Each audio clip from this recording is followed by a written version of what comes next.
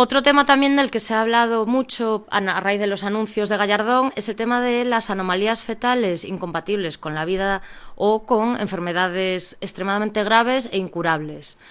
En el 85 no entraba como una especificidad dentro, porque había esa posibilidad de, se absorbía dentro del grave riesgo para la salud materna, social o física o psíquica.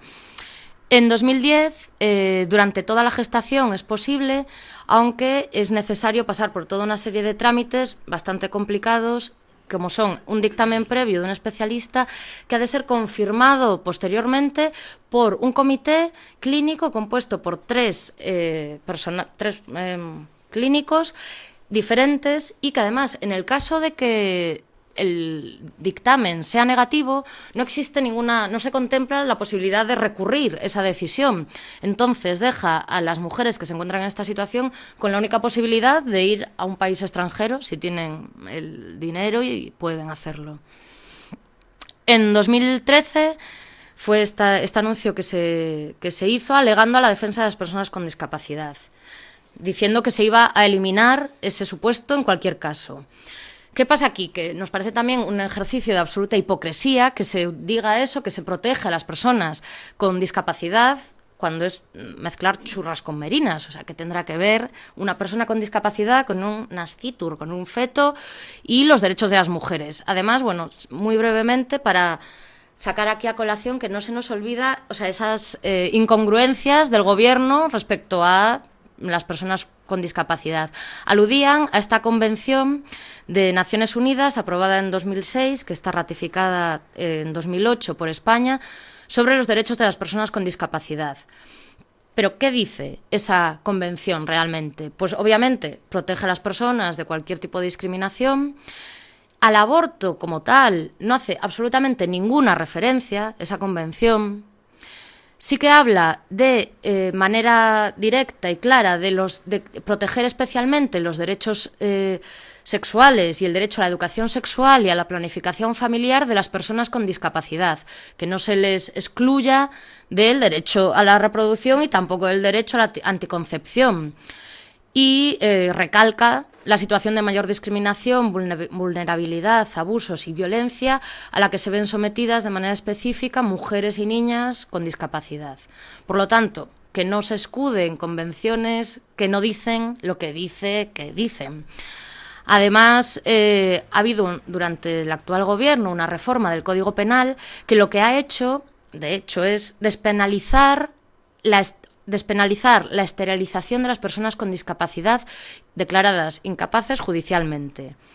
Bueno, no soy abogada, entonces, bueno, todos los detalles penales no podría especificarlos, pero según CERMI, que es la Asociación, Confederación, no me acuerdo ahora mismo de las siglas, de personas con discapacidad más amplia del Estado español y más potente, han denunciado que esa reforma del Código Penal va en contra de esa convención en la que se escudaban.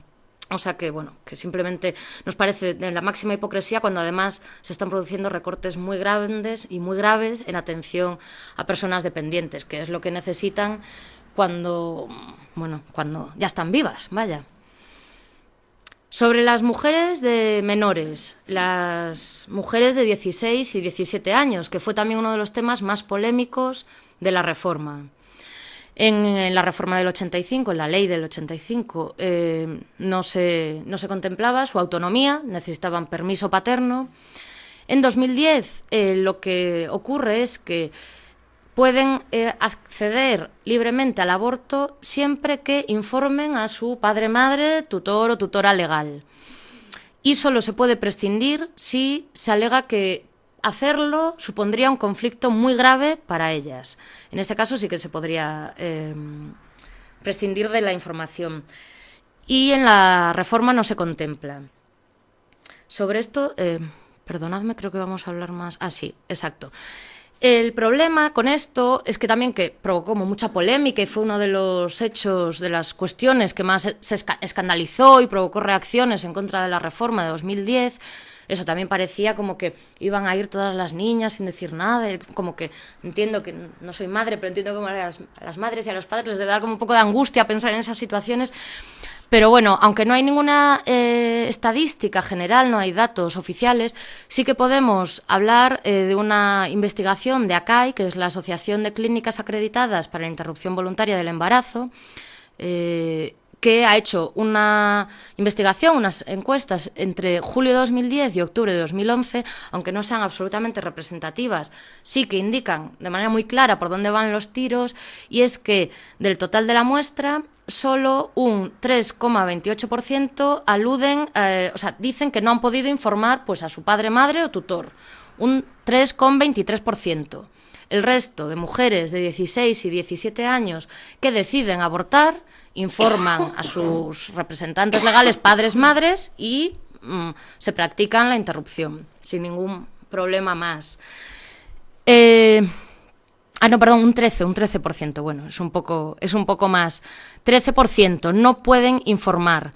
Y en esos motivos para no informar, ¿cuáles son? Solo en algunos casos es el provocar un conflicto, y en cambio en muchos otros hay todo un abanico de situaciones, como pueden ser pues que sus representantes legales o padres estén en la cárcel, vivan en el extranjero.